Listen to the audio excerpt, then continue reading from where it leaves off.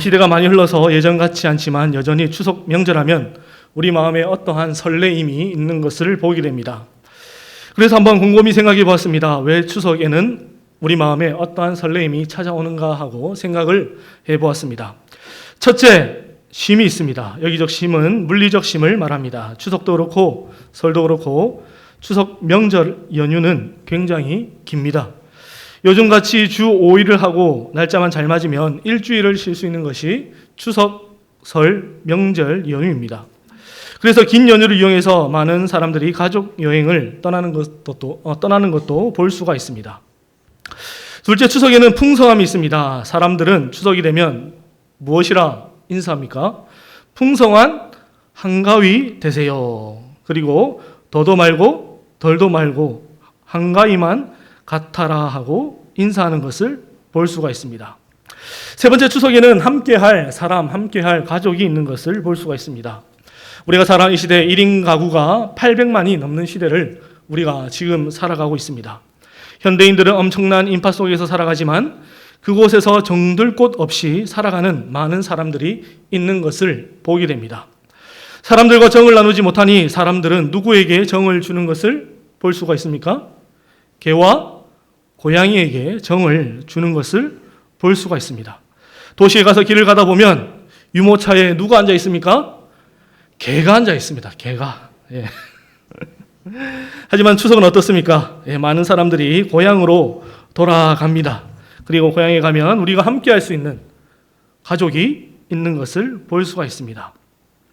그런데 재미난 사실은 성경에서도 이 추석과 비슷한 절기가 나온다라는 것을 볼 수가 있습니다.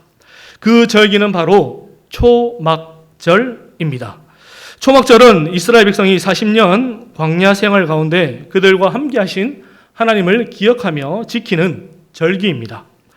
그런데 이 초막절을 지키는 시기를 보게 되면 양력으로 9월과 10월 사이, 그러니까 가을에 지켜지는 절기라는 것을 알 수가 있습니다. 그래서 초막절은 자연스럽게 가을 추수와 연결되는 절기입니다. 그래서 초막절을 또 다른 말로 무엇이라 말합니까? 수장절이라 부릅니다. 수장절은 한자로 거둘 숫자에 감출 장자의 마디절입니다. 그러니까 가을에 수확한 것을 창고에 채우는 절기가 바로 수장절입니다. 어떻습니까? 우리의 추석과 비슷하다라고 우리의 추석과 비슷하다라고 말할 수 있습니다.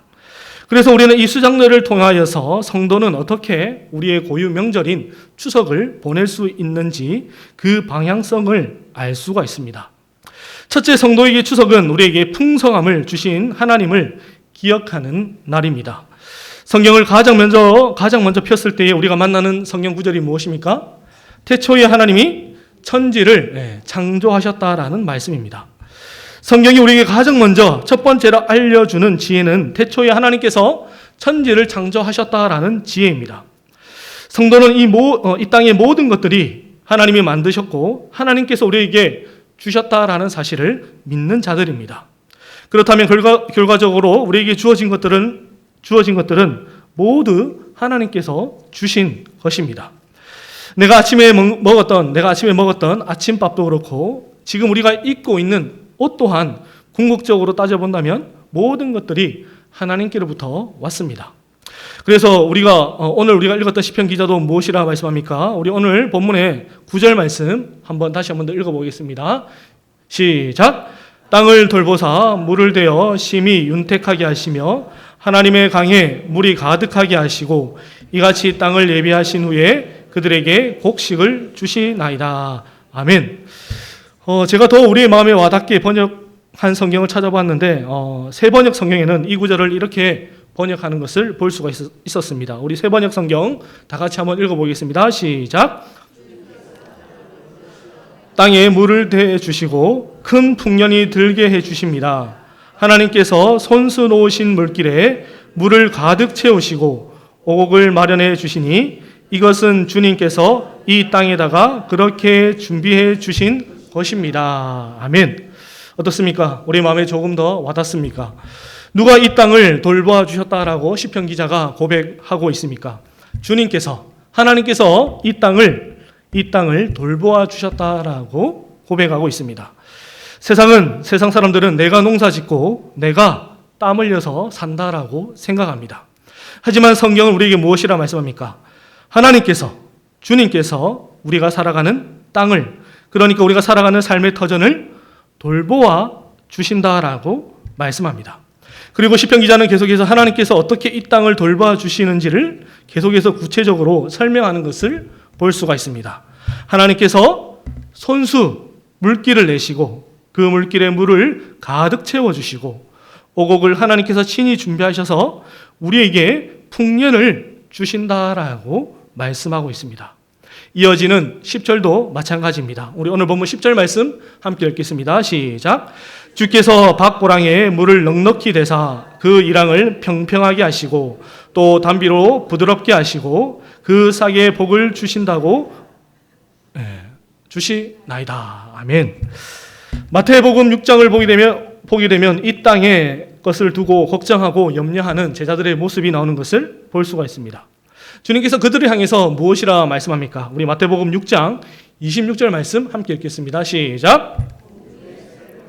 심지도 않고 거두지도 않고 창고에 너희 하늘 아버지께서 기르시나니 너희는 이것들보다 귀하지 아니하냐. 아멘. 하나님께서 심지도 않고 거두지도 않고 창고에 모아들이지도 않는 저 새들을 어떻게 하신다라고 말씀하십니까? 친히 기르신다라고, 친히 돌보신다라고 말씀하고 있습니다.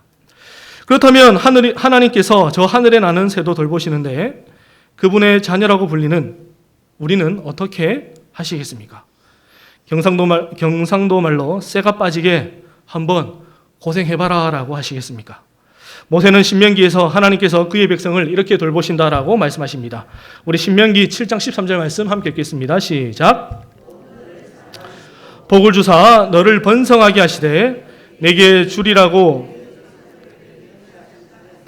내 소생에게 은혜를 베푸시며 내 토지 소산과 곡식과 포도주와 기름을 풍성하게 하시고 내 소와 양을 번식하게 하시리니. 아멘. 이 약속의 말씀이 여러분과 저희 삶에 목도되는 은혜가 있기를 주님 이름으로 축복합니다. 두 번째, 그리고 성도에게 추석은 어떤 날이 되어야겠습니까? 그래서 우리는 하나님께 감사한 날이 될 수 있어야 합니다. 우리 조상들이나 믿지 않는 사람들은 어떻습니까? 하나님을 모르니 누구에게 감사합니까? 조상님께 감사합니다. 추석날 아침이 되면 차례상을 정성스럽게 차려놓고 올 가을에도 별탈 없이 추수하게 되어서 감사합니다라고 하고 차례를 지내는 것을 볼 수가 있습니다.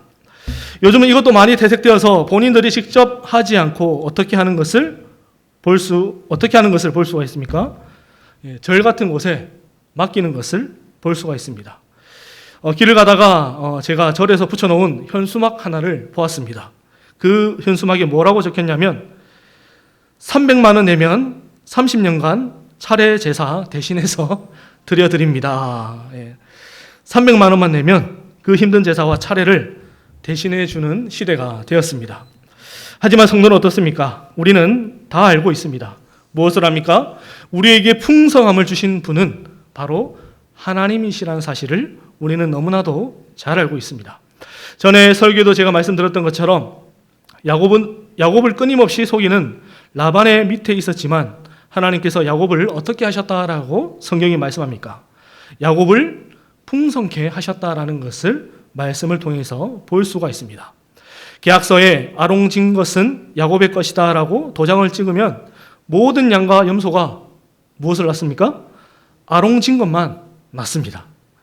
그러니까 이거는 아니다 싶어서 다시 계약서를 바꿔서 점 없고 깨끗한 것만 야곱의 것이다 라고 쓰면 그때부터 가축들은 점 없고 깨끗한 것들만 죽죽해서 낳는 것을 볼 수가 있습니다. 그래서 우리는 누구에게 감사해야 합니까? 하나님께 감사해야 합니다. 여러분, 사람과 사람 사이에도 감사하면 어떻게 합니까? 감사의 표시를 합니다. 여러분, 요즘 백화점이나 마트에 가보게 되면 어떻습니까? 각종의 선물 세트가 백화점 문 앞부터 시작해서 쫙 깔려서 팔고 있다는 것을 볼 수가 있습니다. 여러분, 그 선물 세트로 무엇을 하라는 것입니까? 평소에 고마운 분, 감사한 분에게 감사의 마음을 전하라는 것입니다. 사람에게도 그렇게 감사의 표시로 선물을 할 것인데 우리 하나님께는 어떻게 해야 하겠습니까? 입 싹 닫고 지나가면 되겠습니까? 당연히 감사한 마음을 담아서 우리의 마음을 표현할 수 있어야 합니다. 그래서 절기를 지킬 때에 어떻게 하라라고 성경이 말씀합니까?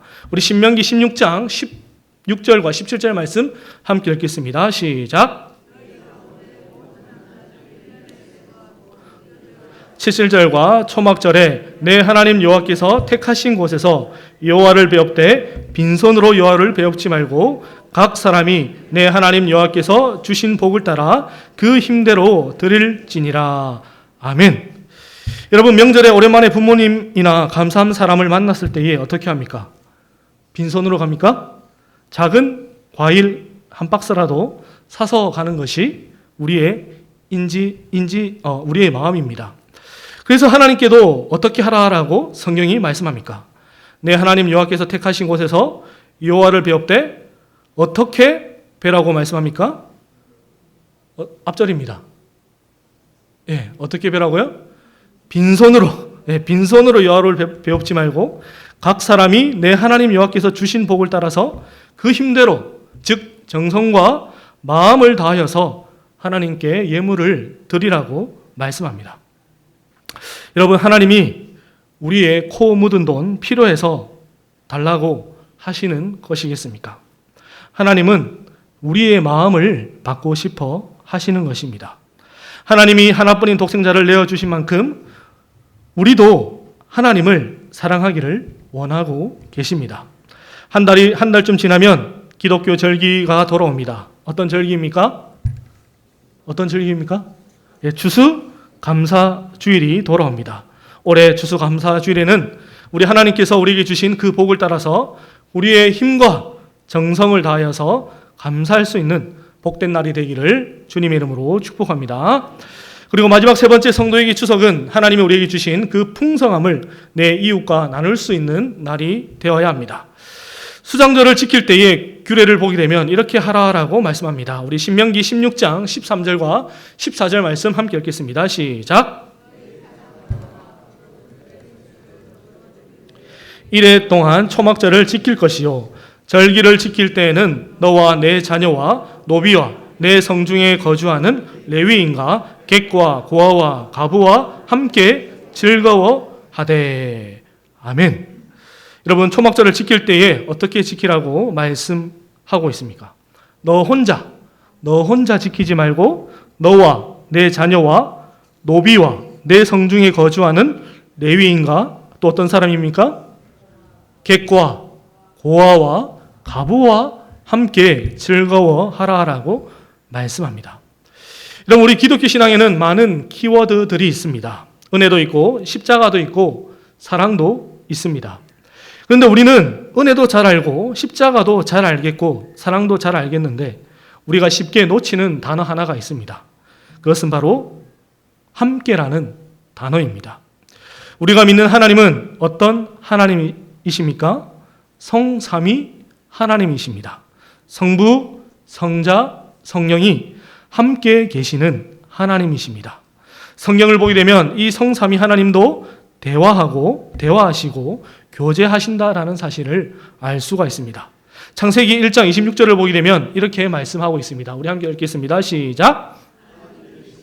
우리의 형상을 따라 우리의 모양대로 우리가 사람을 만들고 그들로 바다의 물고기와 하늘의 새와 가축과 온 땅과 땅에 기는 모든 것을 다스리게 하자 하시고. 아멘.